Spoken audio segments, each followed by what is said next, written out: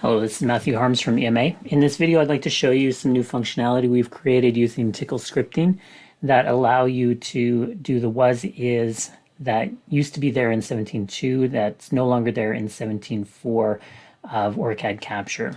Today, I'm going to be using version 17.4 hotfix 18, but this should work with any version of 17.4 and most likely will work with 17.2 as well.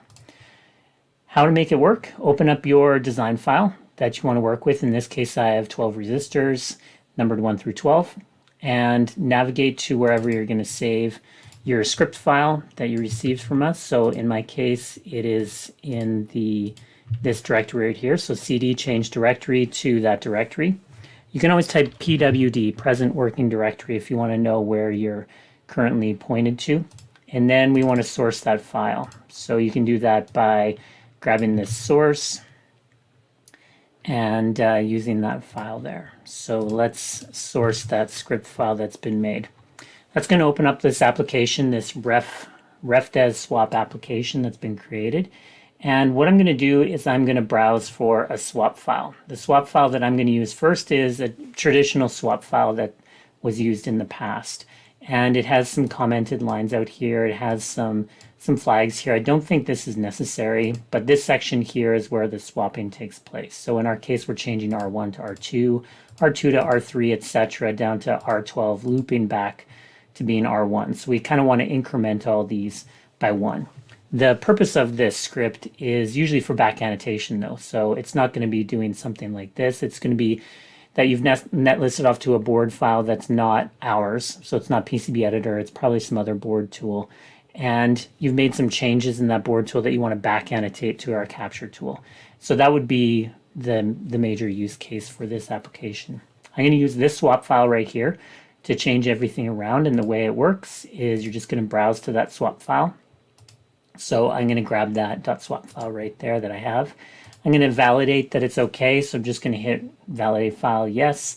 I'm running in instance mode. This whole design is in instance mode. If you're not familiar with instance occurrence, you're probably going to stick with instance.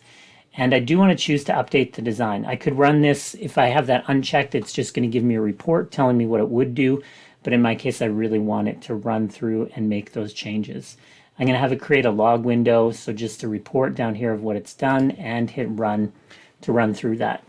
In half a second, you're going to see these reference designator shift as well. If you want that to go a little bit faster, you can hit the F5 button within there. But here's the list of what it did.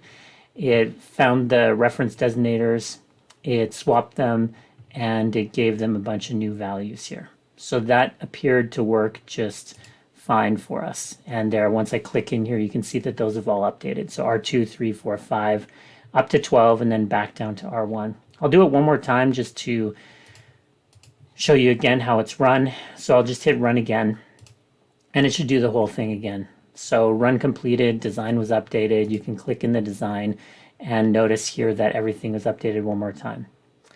Okay, so that's one way of doing it. Another way of running this script is to just use a more typical text file. And in this case, I'm going backwards. So I'm going R1 should now be R12, R2 to R1, but just a very simple text file with a was-is relationship between your reference designators. So very, very simple. You don't need any formatting. You can use this type of file as well if you'd like to. So to make that work, we are just going to browse to this new swap file. I'm going to change the formatting to text. It does need to be in text file as opposed to swap. And I'm going to validate that file and just hit run one more time. Run completed, design was updated. And if we click here on the design, you can see everything is shifted back one. And I'll just run it one more time, and this should move everything backwards right to what it was originally. So 1, 2, 3, 4, 5, 6, 7, 8, 9, 10, 11, 12.